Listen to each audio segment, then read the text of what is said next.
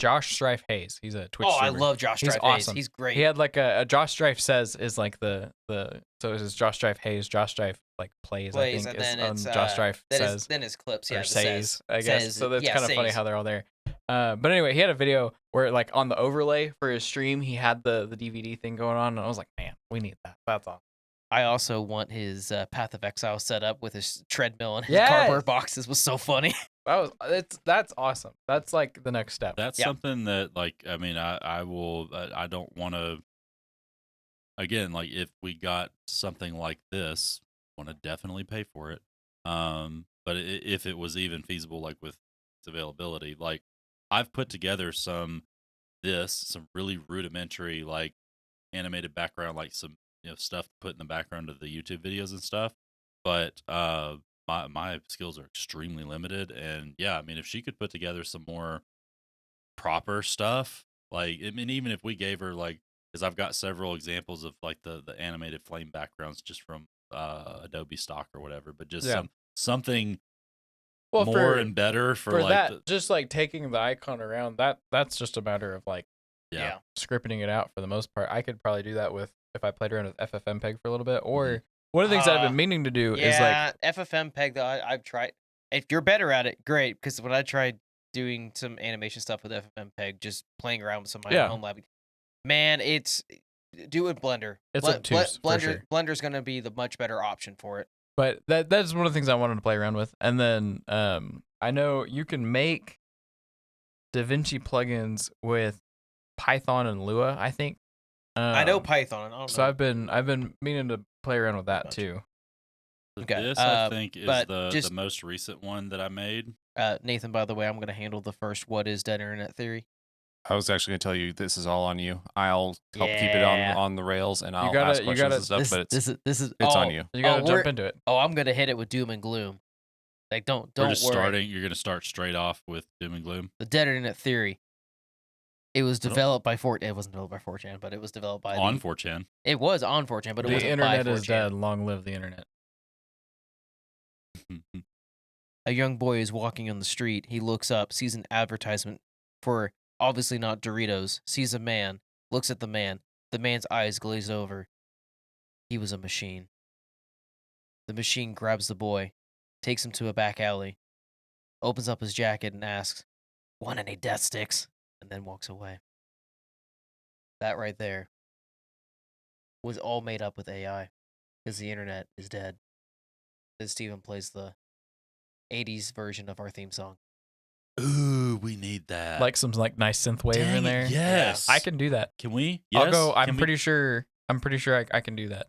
Like somebody's got to text me and like remind me because I'm gonna forget about it. I'll try to because I really like this idea. Hold on, I need to get over to ChatGPT real quick so I can do a intro for I got it. Because like the loops and stuff that I used to make, that was just like a small portion of what I have available. Oh really? Yeah. Okay. So have you heard of Humble Bundle? Yes. Yeah. So like every once in a while they'll have like a royalty free music loops bundle. Oh. And I'll pick it up. Nice. And so I've got like 50 gig worth of audio files to just like poke through. Okay. So we can do like more death metal. We can do some like house techno. I'm pretty sure I've got some synthwave in there somewhere. Down for some 80s synthwave. God, it's so funny. Like ChatGPT's new the new model, it just does all this stuff with it now. Instead of just the standard, just give you a block of text, you're welcome. Nice. It's so funny. Oh, so they just built in the animation of it spitting out line by line just because. The neon lights outside my window flickered like a dying star, buzzing in the cold night air. I sat in my office, swirling a cheap glass of bourbon, staring at the blinking cursor on my screen. The world outside was as empty as my inbox. I used to think the city was lonely. I was wrong. I wish I had an empty inbox. The internet, that was real loneliness. Is this just going to be story time via ChatGPT? It started with a case. A dame walked in, wrapped in shadows, and a cigarette smoked. Her voice, like a radio broadcast from the past. "I need you to find something for me," she said, her red lips barely moving. Or rather, someone. I raised an eyebrow. Someone? a real person. Okay, no. I let out a dry chuckle. Plenty of those around. She shook her head. No, there aren't. Not anymore. That's when she dropped the phrase on me. The dead internet theory. God. It should have did. It should have been the line. That's when she dropped the phrase on me. The internet's dead. You can change it, I know. Said the whole web was a ghost town. An echo chamber filled with bots pretending to be people. Blogs, tweets, even the comments under the article. All scripted. Generated. Artificial. The big boys. The corpse. The unseen hands. They didn't need us anymore. They just needed traffic. Engagement. The illusion of life. Can we turn that last one into a short and then like the caption is just John casually forgetting ad-libbing is a thing? Yes, and then I'm gonna make one of these video backgrounds that's black and white. Nice. The prompt was do a dark film noir story explaining the dead internet theory. I mean that it hit some key points. It definitely. Oh my god, the GIF. We could have to do an animation for it. Words. Yes, what absolutely. Have you do you follow her on Instagram? I do. No, not on Instagram. No.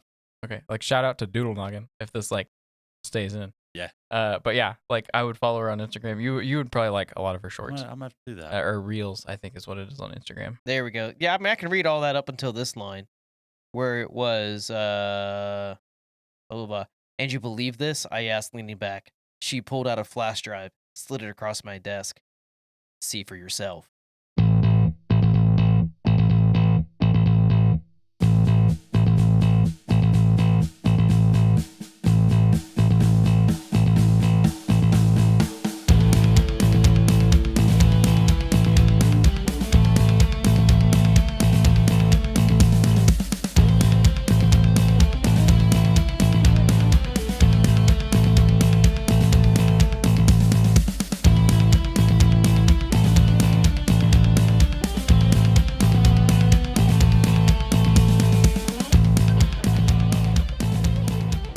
Welcome to Hostility Morning Show. I'm your host, John, joined today by Nathan. Steven. That was super delayed. You want to talk about me being not real? Matthew! Welcome to Hostility Morning Show, where somehow we have still not figured out how to say our names. It's hard. Listen, we've only been doing it for over a year. Maybe he just like he's used to having that pause because usually we have Ian here. It's true. Oh, that is fair. The cadence is kind of disrupted. Yeah, I take it back. I apologize. We were leaving space for Ian. We're holding space for Ian. Yes. I miss him already. Shout out to our boy. He's a little under the weather. Yep. Again. Not as under the weather as the internet is. Whatever do you mean, John? Steven, I have a question. What's that? Have you ever heard of a theory? I've heard of several theories. A theory about the internet. A theory about the internet. And how it died in the year 2016. But I'm on the internet. How can it be dead? That's not the real internet. It's not the real. Is it like a shapeshifter? No. I am the internet. No, today we're going to be talking about the dead internet theory. No, it's welcome to the hostels. It is definitely one of those more interesting kind of dystopian topics that is really kind of gaining traction in the current day and age of the huge AI boom. And really it kind of makes you think and go, I understand where this came from. I don't know if I fully believe this. And just, for the audience here, the dead internet theory, all it is it's a conspiracy theory that asserts, due to a coordinated and intentional effort by the internet originating, not originating, but it definitely came from a 4chan post, that the internet now consists mainly of bot activity and automatically generated content manipulated by algorithmic curation to control the population and minimize the organic human activity. Basically, what you see online was not made by man. It was made by machine for machine to control you. Sounds great. What's wrong with that? I fail to see the issue with this. It's a bit. I would say even now, it's if you go and read, which I don't know if we'll bother linking the OG article that was published on 4chan in 2016. We may do we'll put a synopsis in the We'll link to the Wikipedia. Yeah, the Wikipedia has. I think enough in there. the wiki's pretty good. That was the first thing I read, and in the first 2-3 paragraphs, it gives a nice little synopsis, and that's corroborated by all the other sources that we looked into. I mean, if someone wants to grab a screenshot of it, I'm not opposed to that. Yeah. We'll throw that in the description for y'all to look at. But I think on its face, if you take it verbatim, I still think it's a little out there. It's still definitely in the realm of conspiracy theory. But I think as you'll hear in this episode of all our different thoughts on it more in depth, if you take the core components of it and you just put a more realistic spin and interpretation on them based on the current landscape, I mean, there's some parts of it that hold some water. Yeah, I mean, there's definitely merit within the concept. I mean, I can just like rant about it for a little bit. Why are you gesturing to me? Oh, it looked like you had something to say. I was like, yeah, go ahead. No, I like the wheels are turning. Gotcha. But yeah, like I can definitely see why people think that it is a thing. And there is an element of truth to it, right? Like I think we can all agree on that. Now, how much of an element is up for debate for sure. How prevalent it is also up for debate. But I think the thing for me is that it's just people aren't that deep. That's the thing. Like with how much absolute trash is out on the internet as far as just like search engine optimized garbage content, from like BuzzFeed to like literally every single recipe blog. That's just a whole frick ton of nonsense. Not to mention all the ads. Yeah, right. It's just it is very easy to believe that this can't, like, a real person couldn't have written this. But the thing is at least before LLMs became a big thing, kind of like what we were talking about last episode, that was a job to just write absolute nonsense that was search engine optimized out the wazoo to just hit those key points to get people to click so that you would get that ad revenue. Almost like a clickbait. Baiting people into clicking? That sounds familiar. Have I heard that somewhere before? Oh, Nathan, you sweet summer child. So we should market that term. Sweet summer child. Baiting clicks. Baiting clicks. Baiting clicks. We got to come up with like a catchy thing. Let's keep working on it. I'm not comfortable trying on it. Let's call them. I have like, to like mouse traps. A part of me. Okay, that better. Mouse traps. Better. Mouse traps. See. I like it. This is better. Clever. I like this. I have to, in part, agree with you in that I am one that I genuinely, I typically do not give that much credit to humanity as far as, like things that give conspiracy theories in general or just general thoughts on, I can't believe that, people do this or people are doing blah, blah, blah. It's like, I don't believe they are because people aren't that, don't have that much faith in what people can do. Because what people can do is what's gotten us to this point. But at the same time, though, again, like if you take dead internet theory and you break it down into its pieces and you look at it through a more reasonable and realistic lens, I think that absolutely, I do believe in general contextual points of it. Yeah. And that, like, again, I was joking, mentioned something about CAPTCHA. Like, CAPTCHA and reCAPTCHA exist because there are bots, like just armies and armies of bots on the internet. Well, okay. So here's the thing. Hold up. John's about to explode here. We're getting very much in the weeds. I think we need to go ahead and establish the foundation of where this came about first. So, first off, does anybody know what spam is? It tastes pretty good if you like. It's non-nutritional, meat that's put into a little tin can, right? Salty bologna. Exactly. It's better than bologna. Have you guys tried the? I'm just gonna totally hijack hijack I'm gonna need this. you to stop right have now. Have you actually had Spam before? Yes. Have you had any of the flavored Spam? No. So because you can get like the hickory smoked, you can like the Spam brand Spam. You can get like hickory smoked, you can get jalapeno. Sure. You can get a bunch of different flavors. I went on a Spam kick like about a year ago, and I tried all the flavors, and they're actually pretty good.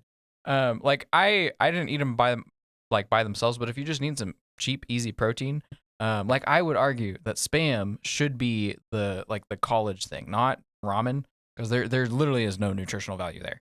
But at least with Spam, you're getting some protein. Mix it with some eggs, like just kind of add it in there. I definitely don't disagree with you. And if anyone's going down this rabbit hole, you should also look into sardines because these fall. I haven't tried sardines, but I want to. Anyway, this is an example of the dead internet content. This is the example of spamming. So the term spamming is just literally of it was like what back in the early years of the internet. It was basically a term that people would throw into chat to drown out something they didn't want to see, hear, or disagree with. It was just to basically block out a voice. So you would just type spam in the chat, and eventually, that person would go away. That became into the term of spamming, which became, things like spam mail and spam bots, things of that nature. It's an annoyance for you to be able to either block out information or it's just potentially sometimes even misinformation. So the little canned meat is now inundated in our society into a technology term that we are having to now get developed into what potentially killed the internet. Who would have thought? Wow. Extremes. So, but I guess to continue on that, to continue on to our further discussion of this theory, there's bacon flavored spam. As John alluded to, spam Stop. more so originated as a thing that a person was injecting into a forum or a chat or what have you. The dregs of technological society. People creating emails and sending those out to everybody, doing all that. Yeah. But it has evolved into now, a lot of the spam that's not just generated. It's not even created, generated, or interacted with by people, but it can be solely produced, packaged, and sent by a non-human entity. Correct? That is correct, and that's where we're looking at the origins of spam to how the internet may have died, what happened in between there, and that's where I think we need to have some of those building blocks kind of stack up as to why and how did this theory even come about. And it all comes down to, number one, it's a meme lord having fun, and number two, it's a really good conversational piece into what actually constitutes consumable content. Is that content something that you are benefiting from, yes or no, and does the origin matter? And that is where I have some opinions on the theory of, I understand the fear of it, but I also don't think it's that bad of a thing. Yeah, I would say the one kind of adaptation of the theory that I heard looking through different sources was basically, I don't think this is stated specifically in the original article, but it's kind of evolved from that. It's a more evolved version of it. It's basically that it's not just that the internet is quote unquote dead, that all vast majority of content, things you interact with when you open a web browser are artificially generated and curated by powers that be, if you will, for a nefarious end. But basically, that because of the traffic that exists on the internet and how a good percentage, as it has been proven by data scientists, that a good percentage of traffic on the internet is artificial in nature, is not produced by, is not man-made. Or at least it's not because of the organically man-made. Yes, but because of the nature of what we interact with, i.e., now AIs and just normal search engines, Bing, Google, so on. Your reading platform of choice, your video platform of choice, whatever. Because of the nature of what is out there on the internet, I think one of the more modern renditions of the theory is basically what you view yourself, the little bubble of the internet that you exist in, that you normally go to and exist in, is not the wider internet is not available to you because of the I'm probably going to do a poor job of describing this idea, but basically, because of how all of these bots and the AI behind some of it, in theory, um, that is swarming around and interacting with what you're interacting with, it literally creates a bubble in the internet for you. Like you actually have a limited subset of the internet that you're isolated to, like your own little echo chamber, because of the nature of this theory. Exactly. Back when you were, in middle school and high school, and you thought, I have my happy little corner of the internet that I love existing in. This type of theory is pretty much developing into that can be an actual reality for you. That is your corner of the internet. Matthew, what you described earlier, where you were complaining about search engines. I think this was a complaint that you made, where like you go to search engine, it's like nowadays it seems like the results really suck because like it's very limited, or it's not exactly what you were looking for as far as the top results of what a search engine will spit out.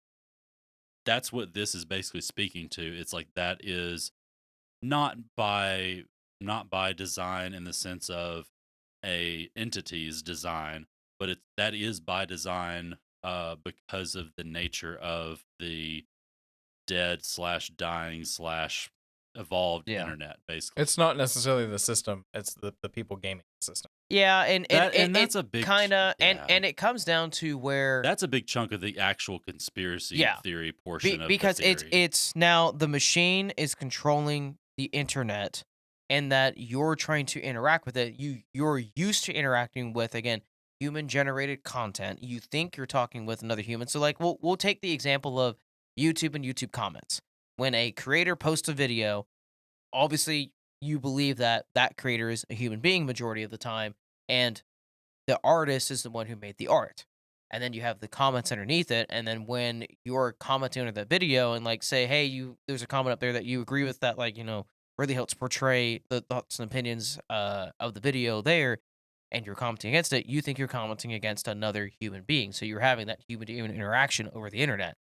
Whereas a lot of the time, at least what you're seeing now, is like when you are one of the first viewers on the YouTube video and you scroll down to the comments, what's the first thing that you see? It's usually the bots. It's nonsense. Usually of sexual nature, that they're trying to seduce you to do something because, again, it's the internet. But for the most part, it's no. You're seeing bot to bot interaction, and that's where people are like, oh my goodness, I used to be able to see like people up there already initiating the conversations of what they viewed in the video, and now it's just a bot trying to buy a product or take me to a sketchy website or steal my information and all that. What happened? The internet used to be so much better. We need the dead content to be more creative. Like back in the day, there was some more creative stuff. Like it wasn't, stuff was more original back then. It hadn't been played out a bajillion and one times. But yeah, like what I'm hearing so far is that we need to make Nigerian princes great again. Because they were actually Nigerian princes. Like, what are you talking about? That was never a bot. That was never like, he wanted to give me money. I didn't have money to give him to get his money. That was the only issue. I could be rich, but I'm not. Okay, here's this. This is what I was looking for. And now again, take this with a grain of salt. There are obviously sources cited for these things. But this is Wikipedia, so just putting the PSA out there that I'm reading from Wikipedia. But if you look up dead internet theory in Wikipedia, again, it gives a really good synopsis at the very, very beginning. If you're just curious what we're talking about, what the actual like origin story is for it, it has a nice little synopsis there, which does seem to coincide with other research that we did. But down, towards the middle, has a section on bot traffic. which again is what the core of this theory kind of speaks to. And it's from a report that a security firm called Imperva did back in 2016. It says that automated programs are responsible for 52% of web traffic. That was in 2016. And of course, that report was used for evidence in this theory.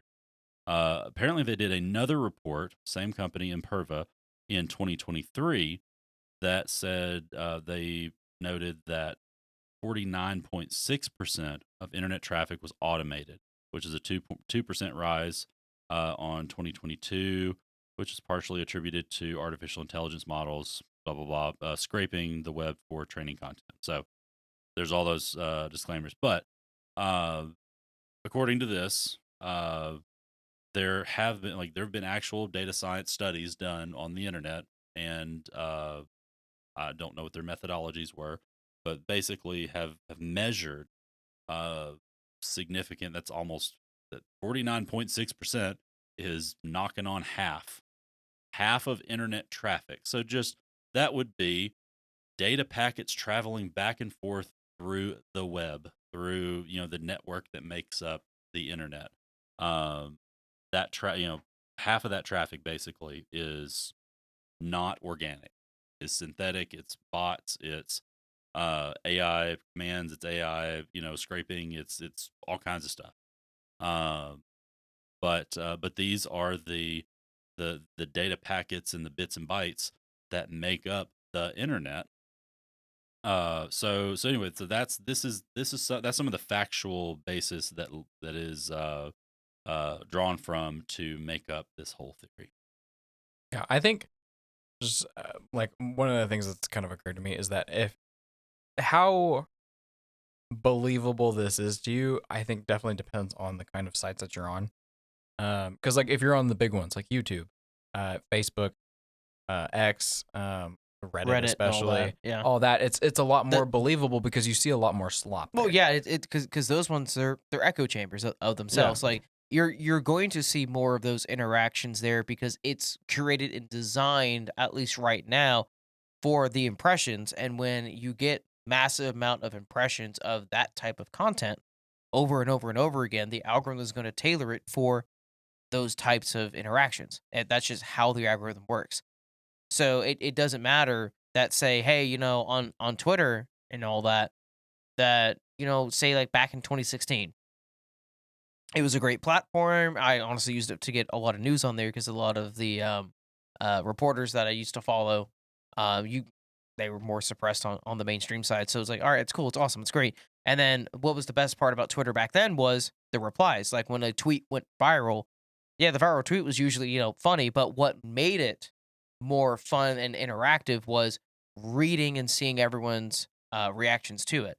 And now if you see a lot of that stuff, it's just more of, you can tell it's fake. It's not as creative as it used to be.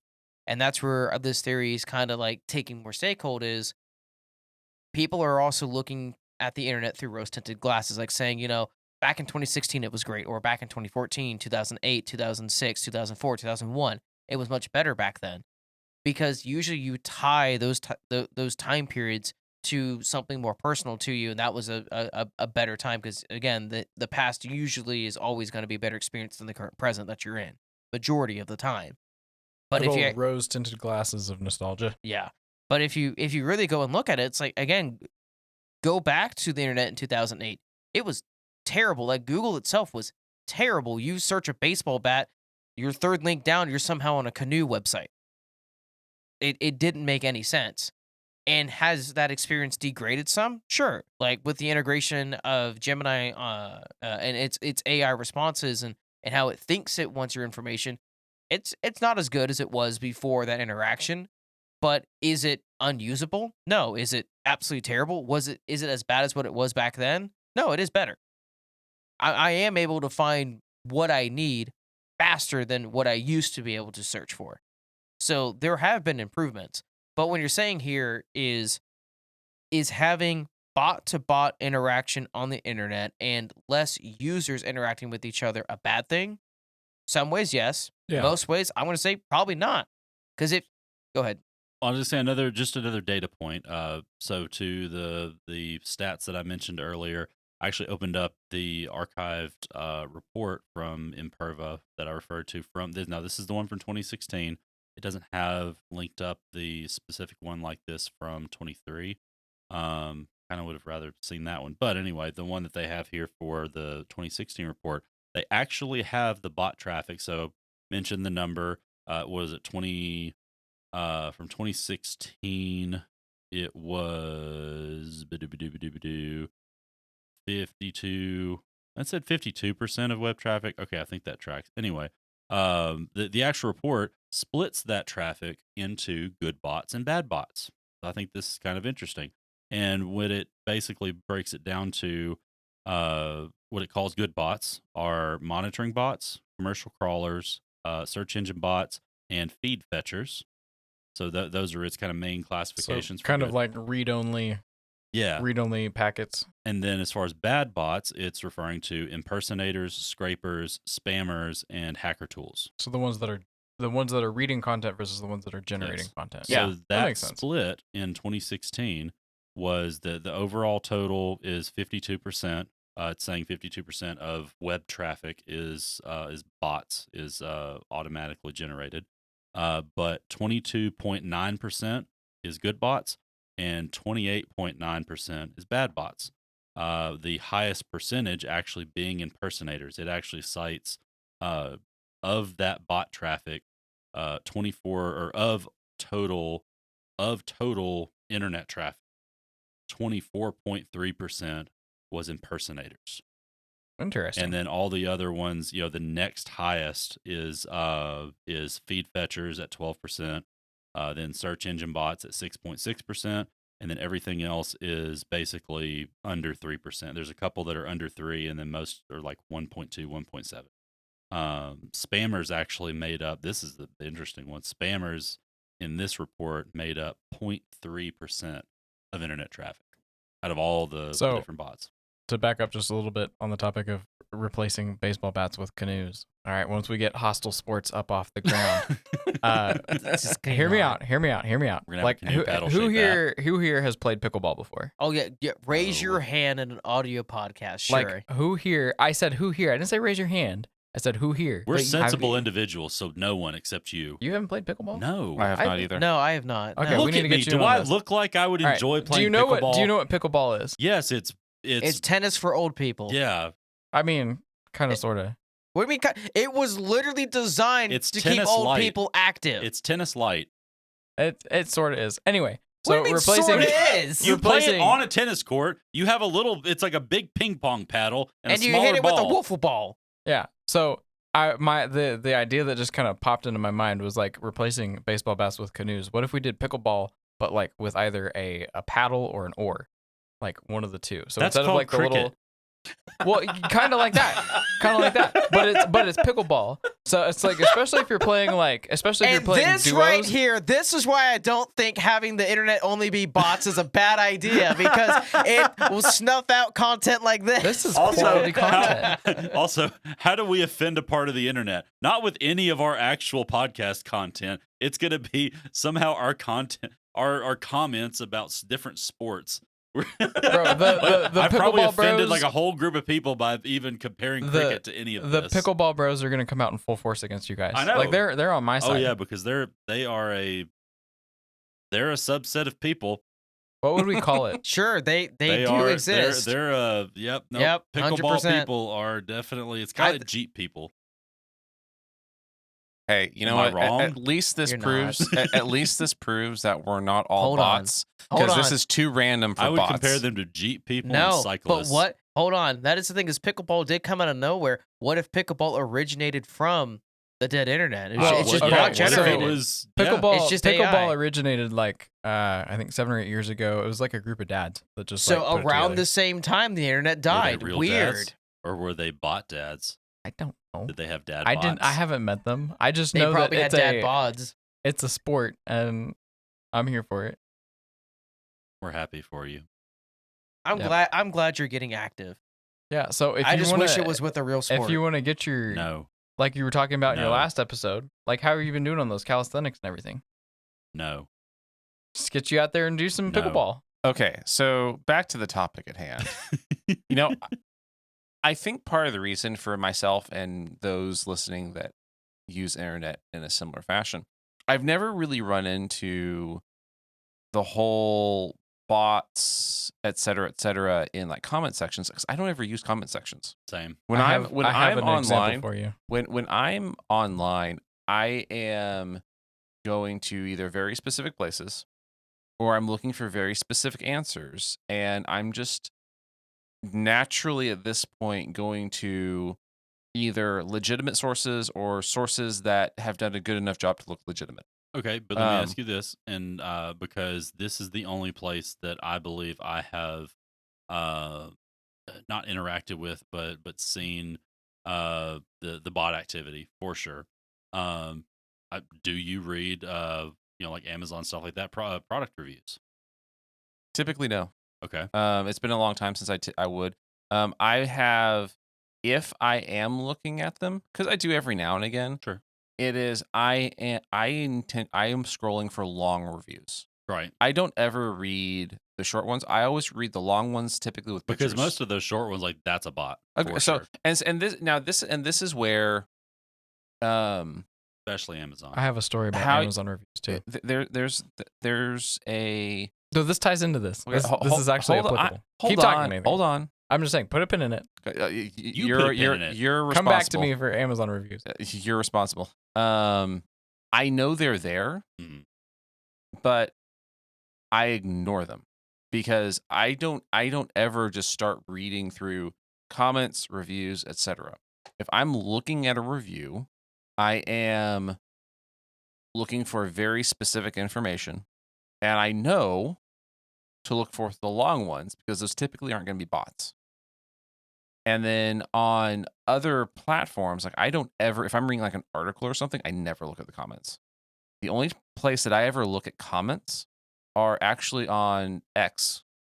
And I'm only looking at comments of that people that I follow are making. So I'm not looking at random Joe commenting on anything. I don't care. I'm looking at person A that I follow post something, person B that I follow is commenting on it, and then they're starting a back and forth. I do look at that, but I random comments don't matter to me. Therefore, so from it sounds like then the bulk of dead internet is not super relevant to me or somebody that uses the internet like me, because I'm there for a very specific purpose. I definitely level with you on that because I'm very similar in some ways. And I mentioned the reviews and stuff like on Amazon just because I mean I'm on Amazon quite a bit, and I have read reviews. There's certain things where I want to see a review on it, and I have a general philosophy. I agree with the long form comments. Like that's usually like. When you read through them, you can tell it's a little hard. That would be a little harder to fabricate for something synthetic. But I also have the workflow, if you will, of I only read the only reviews that I will even read is 2 through 4 star. I ignore 1 and 5s. I just totally filter out 1 and 5s, and if I'm looking for bad reviews, it's 2s and 3s. And if I'm even considering a good review, I'm only looking at 4s. I'll look at the long 5 reviews that I've seen and the long 1 reviews that I've seen. They look pretty legitimate because it's a lot of effort went into them. I still ignore those only because, at least in my experience with the ones that I have read in the past, those are the 1s and 5s are sorry, but usually the people don't know what in the world they're talking about. They're either praising something that is actually irrelevant to to be useful. It's like, oh, this thing works so just it did this thing so well or that thing so well. It's like, okay, that's not even an important like feature of what that thing does. And then the 1 stars, the long form 1 stars are usually the really pretentious people who are griping about something that they screwed up. It's the people that just don't know how to use a certain thing. Like, for example, I was looking at air fryers 100%. Yeah. end of last year, and so the one that I was looking at, the one that I have now, I was looking at reviews on it, and I did just for entertainment read a few of the 1 stars, and all of them I didn't. I mean, obviously thousands of reviews. I've read 5 or so, and literally all of them were people saying this thing too complicated. This thing has too many buttons. I couldn't figure it out. Would not recommend. You have to push more than one button. It's just a troglodyte who can't read a simple. I got the thing, and I have it now, and I've used it, and it's awesome, and it's super easy. If you can And figure it out, I read anybody the can figure it out. well, I don't know. Hold on now. I like to think a little Golly. more highly of myself. Thanks. What's the But step anyway, above the I opened troglodyte? it has a startup guide, and then it also has the user manual, and it has some documentation, and it's really easy to follow. It has pictures. It makes sense. It's concise and makes sense. I was like, any sensible, intelligent person can read this and figure out how to use this device. So that's why I discount those specific.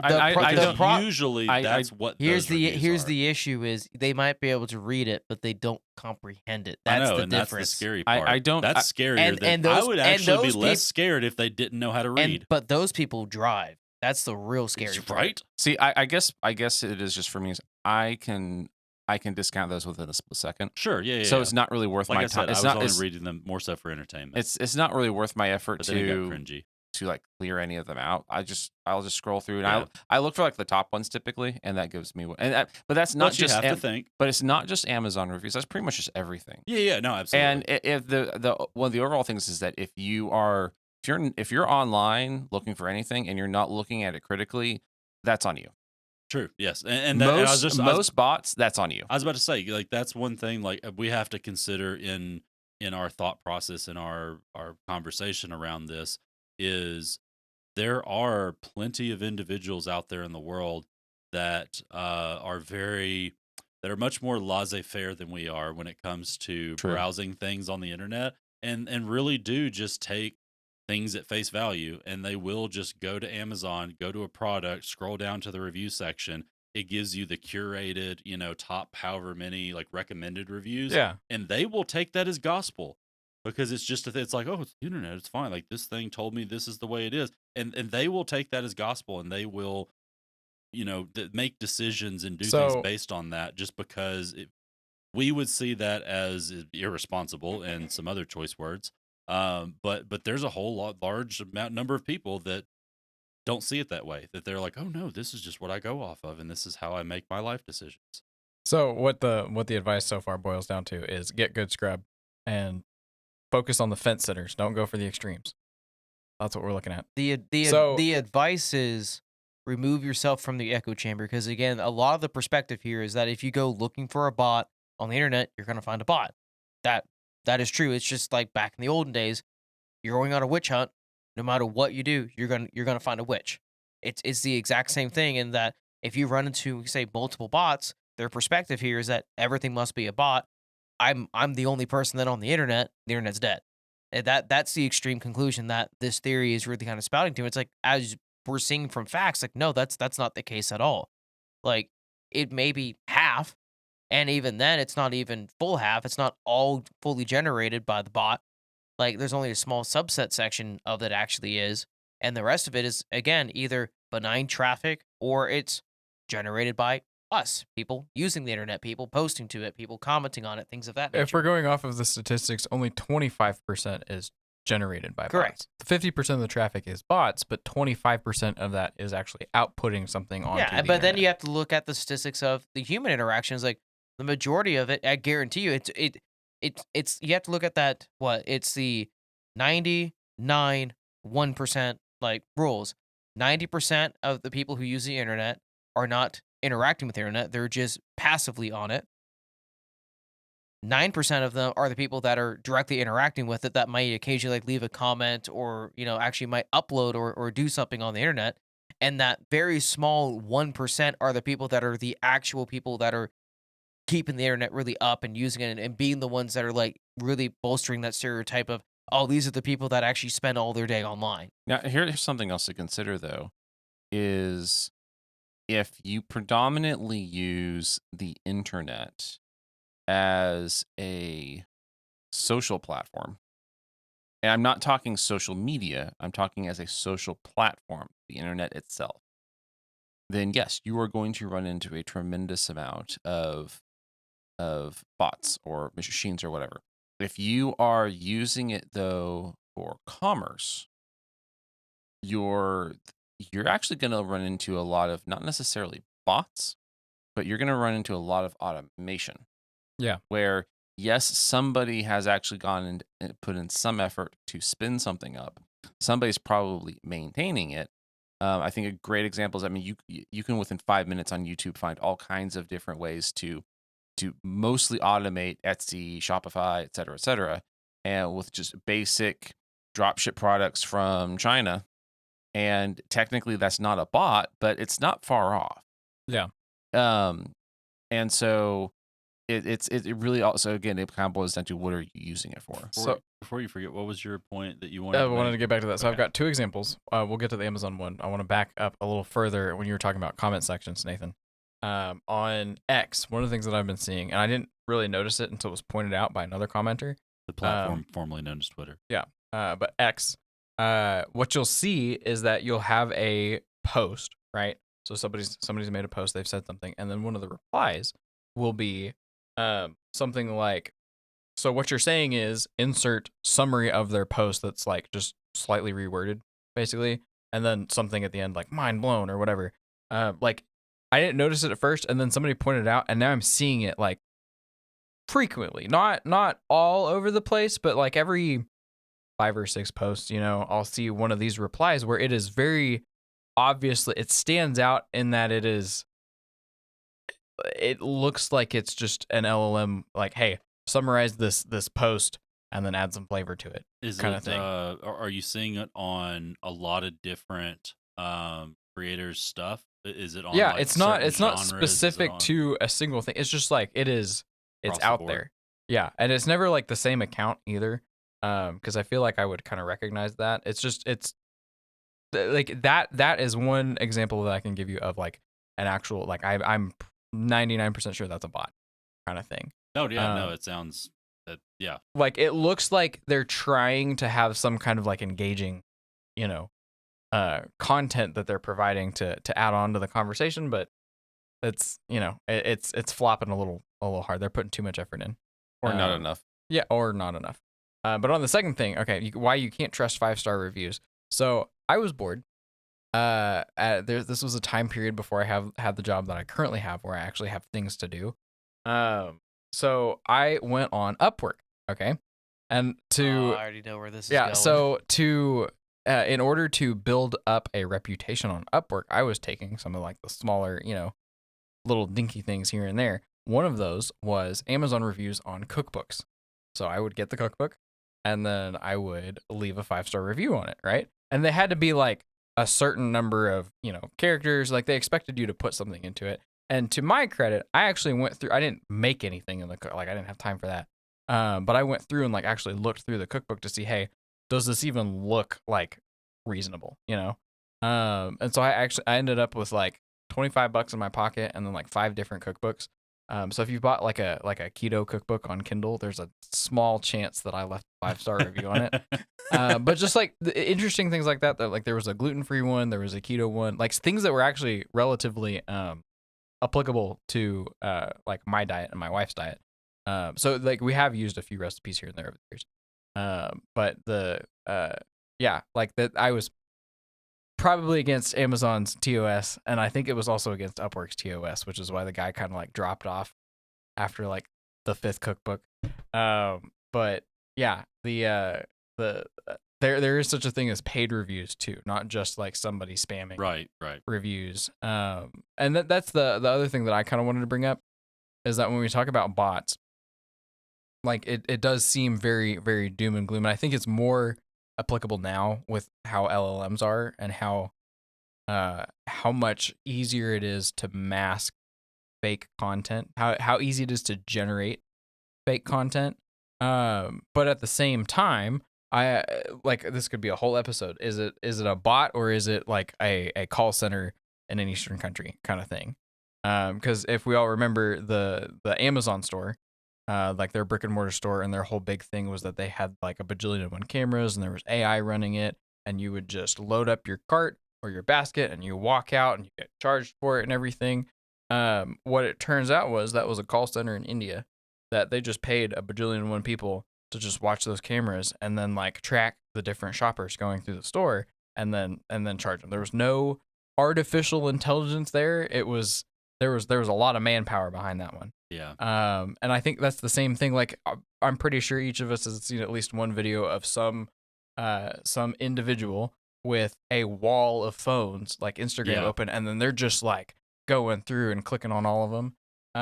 Like that's a thing too. It's not necessarily, I would say it is, I don't know, disingenuous traffic, I guess. Like it's not really artificial traffic. You could I guess you could say artificial. But there's actually a human behind it. Yeah. There's just not. I guess automated traffic maybe. It's definitely not organic. I would say that. See, that's an interesting kind of segue to a couple of comments that I thought of while I was doing my own little research on this. And a lot of what we would think of as bots and whatnot, it's exploiting the system. It's gaming the system. It is totally just gaming the system. And so there's certain elements of dead internet where we should have seen this coming. This isn't new. There's nothing revolutionary about this. It's just the tool is there. People have been gaming the system for as long as there's been a system.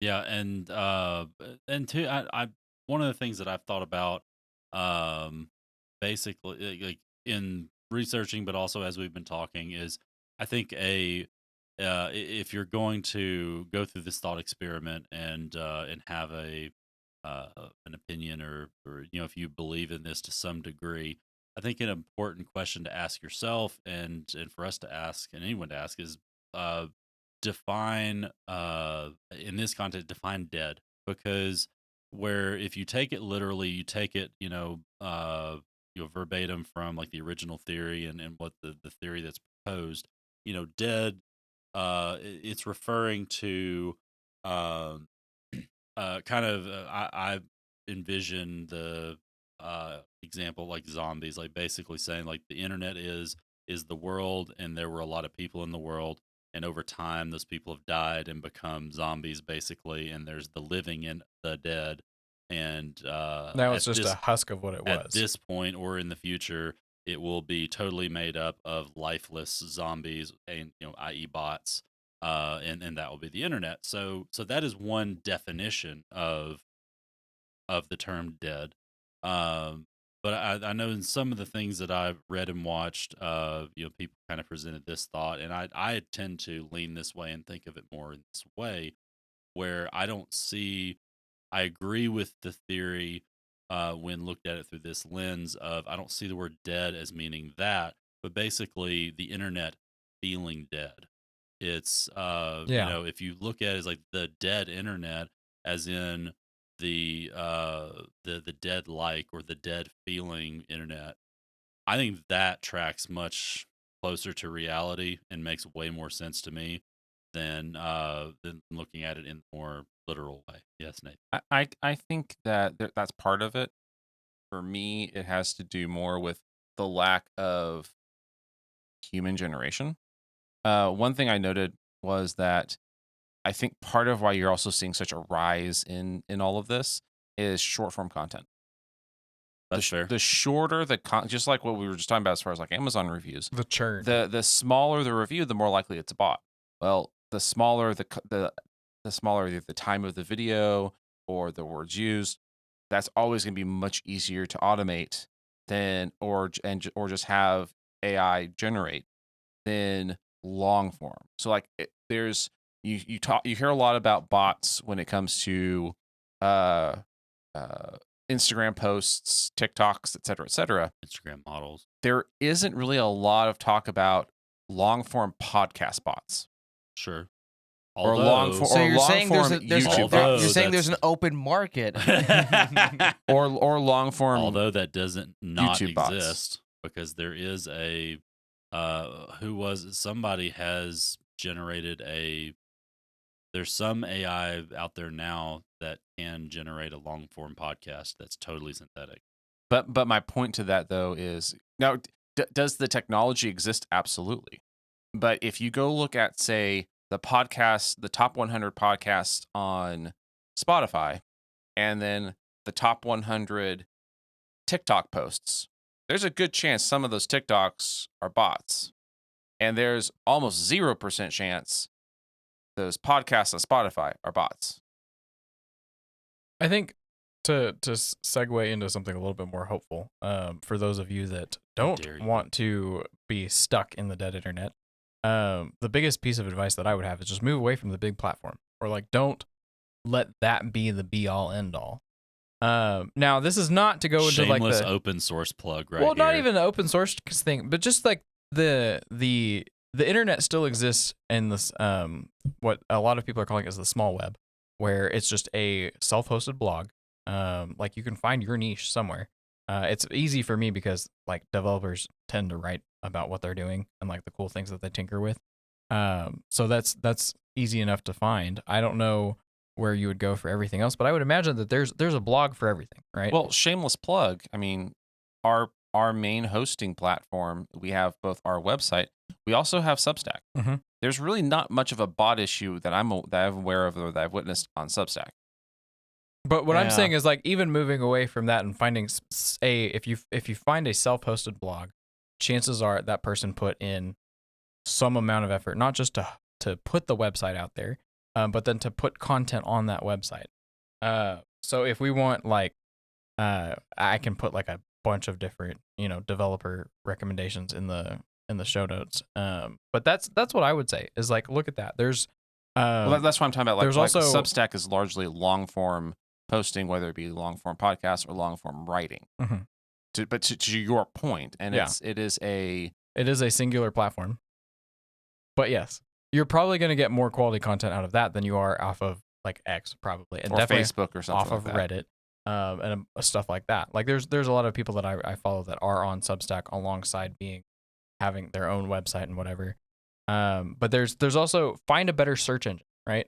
Like if you're still using Google in 2025, like you're the problem. I still use it just fine. Thank you. If you're still using Google in 2025, you're the problem. Even if you don't want to move to like DuckDuckGo or something like that, there's options out there. One of the ones that I've played around with a little bit, and this also kind of goes back to our talking points from our last episode when we were talking about using AI for like research and having it is a better tool because at least at the moment, most of them aren't giving sponsored results. If they are, it's subtle. Because that's my big problem with Google is that the first like page is a bunch of sponsored results. At least the first 3 quarters. It's not of the necessarily page, the best results. It's the ones that paid the most. Minimum. I about to say I don't see that anymore. Well, because again, I have DNS filtering that cuts all that crap out. Not everybody's. Okay. Shut your so the biggest your pie hole, John. Biggest takeaway is you should just implement software that just axes out all that telemetry tracking crap.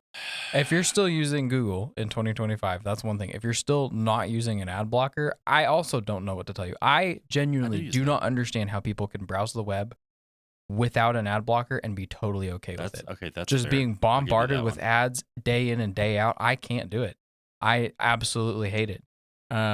I'm ready to go back to just a text only web.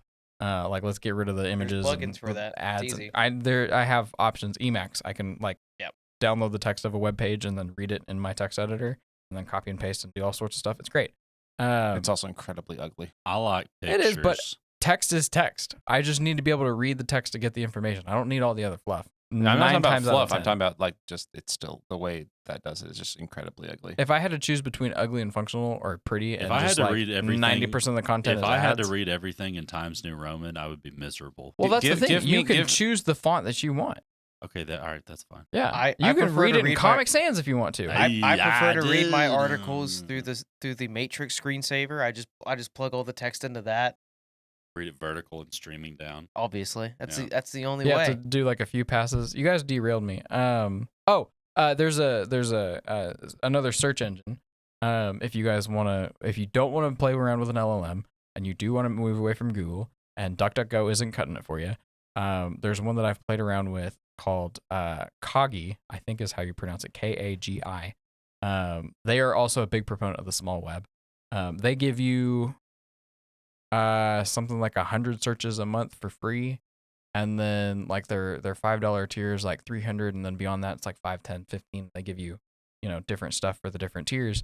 But there is something to be said for paying for a product to get better results, as opposed to being the product for Google and then just getting the sponsored slop that they shove in your face. So there's I just want to throw it out there. There's options. You don't have to be stuck with Google. You don't have to use Bing either. If it's 2025 and you're using Yahoo, I also don't know. Okay, that's fair. Like, come on, man. So yeah, that's So you're saying you're a there's hope for you're calling it the small web. This is not a term that I coined. Okay, this is one that I came it's across. A thing that's floating around, but the idea is that it is smaller, niche, self-hosted, small, things. close-knit community. Not even people. that, because you can get into forums and stuff like that, and you have the smaller knit community. So instead of like a subreddit, you have a specific site dedicated to this. What I'm talking about is instead of like Substack or following somebody on X or following a subreddit, somebody has spun up a site for their blog, and that's how they do their thing. All you're describing is just the technological version of the modern millennial group homesteading. I'm talking about the web as it was meant to be. Well, the way that God intended. Well, on that interesting bombshell, thank you for joining us on the Hostility Morning podcast. If you stayed this long and like what you heard, leave a comment and let us know. You can also hit us up on X, Facebook, Instagram, or at info@hostilitymorning.com. We upload every Tuesday real early on Substack, Spotify, Apple Podcast, and YouTube. If you want a one-stop shop for everything hostile, you can find us at hostilitymorning.com. And remember, have a hostile morning.